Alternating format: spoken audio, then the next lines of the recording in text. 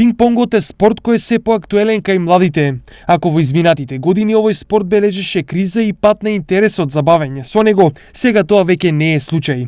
Најпопуларен е меѓу средношколците. Пинг-понгот за жал, јас морам да кажам дека последниве години не беше на висина, но од оваа година на овие првенства гледаме дека и за основните училишта минатата недела која се одржа во Битола и сега денес за средните училишта кој е овде кај вас во градот домаќин Штип, се гледа дека има зголемена масовност, значи поголем број на општини од Македонија се вклучуваат во пинг-понгот.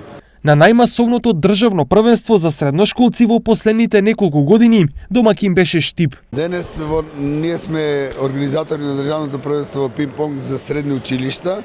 Има околу 60 надпреварувачи, 40 мажки и 20 жени.